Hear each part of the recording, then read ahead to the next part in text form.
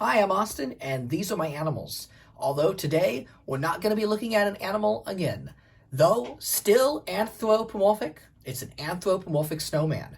Probably the only exception I make to my, furry animal collecting is these Rankin Bass Christmas holiday special figures. I just love them so much because I grew up with these specials, and I always wanted to have those puppets that were featured, the stop motion puppets.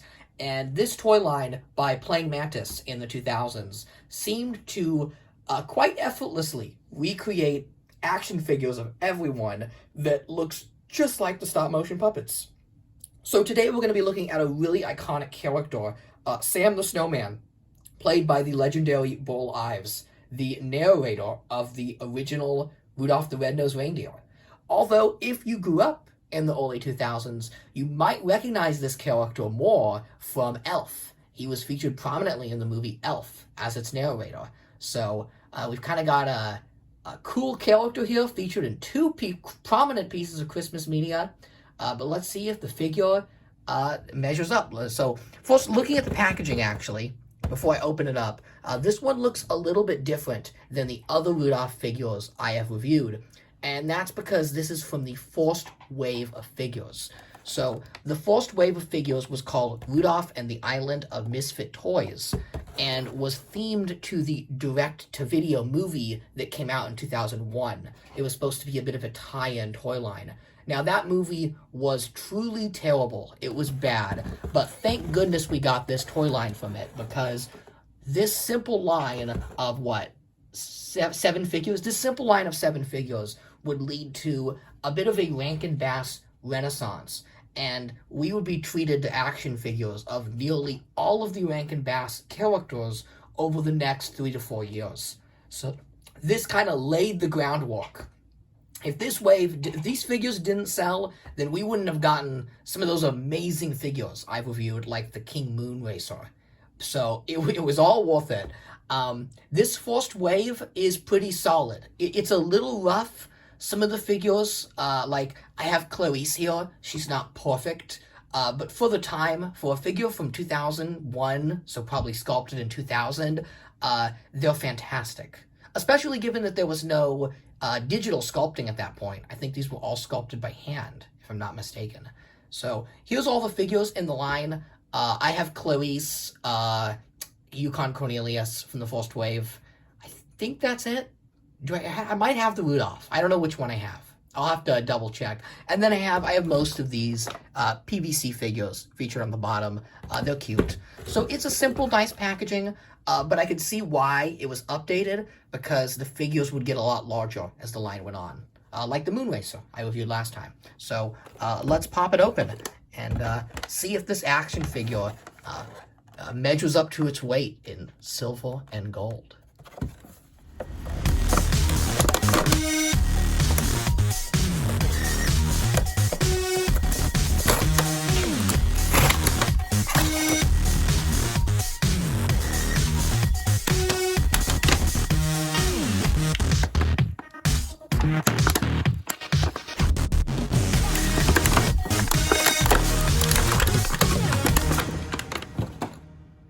Okay, so here's our figure.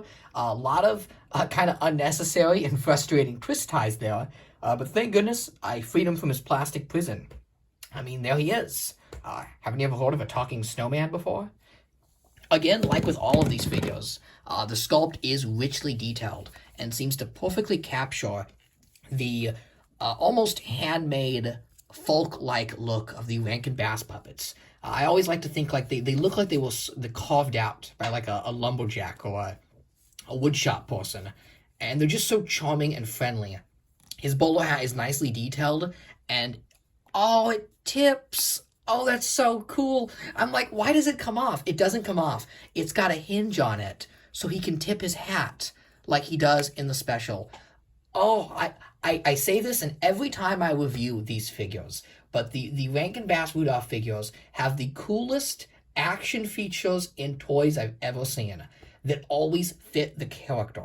Like the Jack-in-the-Box can bounce back and forth, King Moonracer flaps his wings, and he tips his hat. I wasn't even featured on the packaging, but that is so awesome. So there's a little hinge there, and it does look like it's going to pop off the hinge if you're too rough with it. So just kind of like, gently tip the hat. And that can create a wonderful pose right there for the character.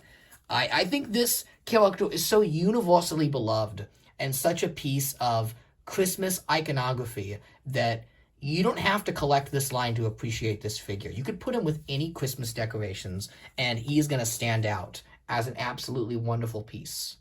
Also, if you like Bull Ives, this might be your only chance at getting a figure of him. I mean, the snowman was modeled after his likeness. So, pretty neat there. All the articulation is swivel. There's no ball joints with this figure, and I'm okay with that because the swivel articulation is so nicely incorporated into the figure that you don't see the joints. Like the sleeves here. If the sleeves were butterfly hinges, it would be very obvious, but because they wanted these to look like puppets, like props, the swivel is beautifully integrated into the wrinkles of the coat, so you can't see it. It almost looks like he has an armature inside of him, like a real puppet, but it's just solid toy design. His accessories, can't complain here. He comes with his nicely detailed parasol, which he can hold, like that. And then he's got his banjo. I was trying to get this one to fit in his hand off camera, but it was a little difficult. I didn't want to break it. So just a heads up, this one might have some trouble fitting in the figure's hands. You might just have to, rest it on the palm. But I'm willing to forgive that because I'm going to display him tipping his hat. I think that's awesome. The banjo itself is nicely detailed. And when was the last time you saw a nice action figure banjo? What, Kermit the Frog? It's just such a fun instrument. And I love seeing it in toy form. Like banjos. They're so, what's the word I'm looking for? They're such Americana. Like a banjo is perfect Americana. And interestingly enough, a character like Sam the Snowman is now his own piece of American culture. So, really cool, wonderful action figure. Just absolutely wonderful. And who doesn't love a folk singing snowman? So, there he is. Oh, and one more thing. I don't have him, unfortunately, to stand here, but I have a feeling this figure would look awesome with the Neca Buddy the Elf that was made a few years back. There was actually an elf action figure. It was released by Neca only one Christmas, and it's pretty tough to get nowadays. Kind of a shame. I would love to see another company try elf. Maybe Mego.